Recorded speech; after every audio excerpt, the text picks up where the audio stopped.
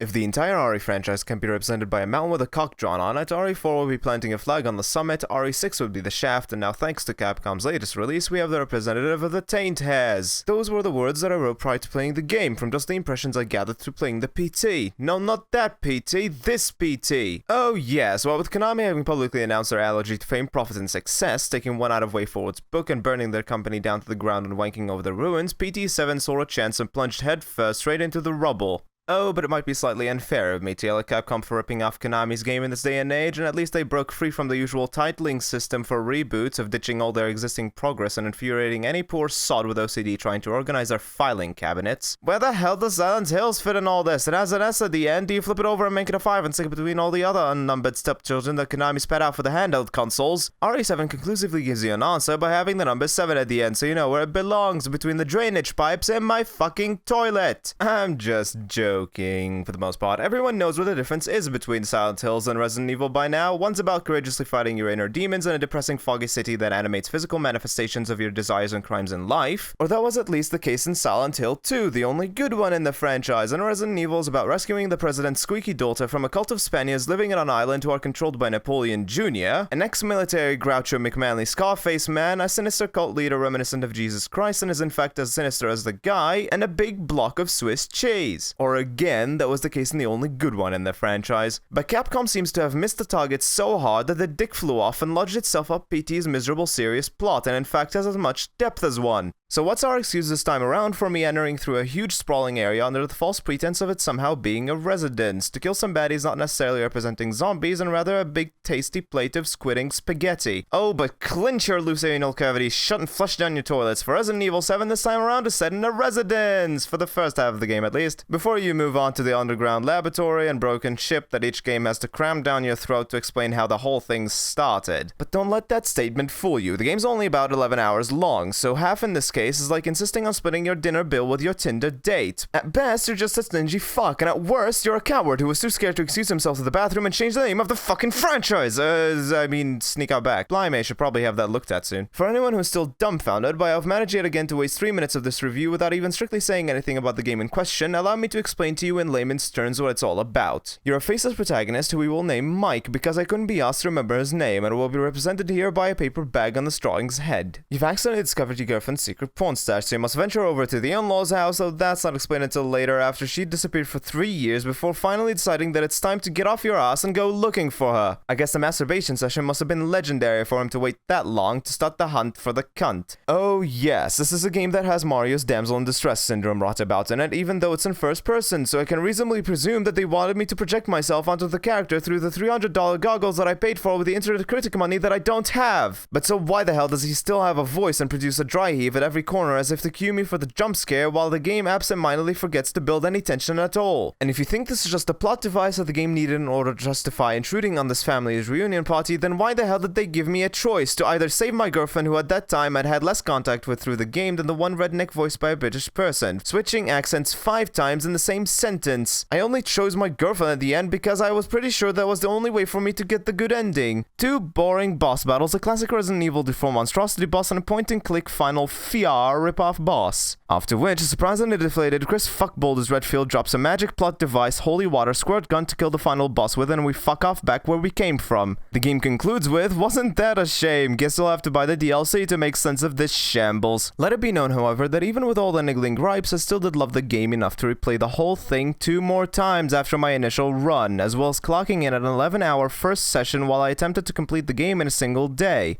So there's something obviously right being done here, but knowing that the entire world will praise it as the next Jesus Christ due to its affiliations with the likes of PT and sharing a name with RE4, erecting statues in its honor out of frozen squidding just because it's fun while failing to see all the issues with it, like the fact that it's a blatant ripoff set off to capture some of PT's money without even understanding what made the latter so great, I feel obliged to play the Judas advocate and nail the homeless schizophrenic mess of the cross myself. Welcome to the family, son.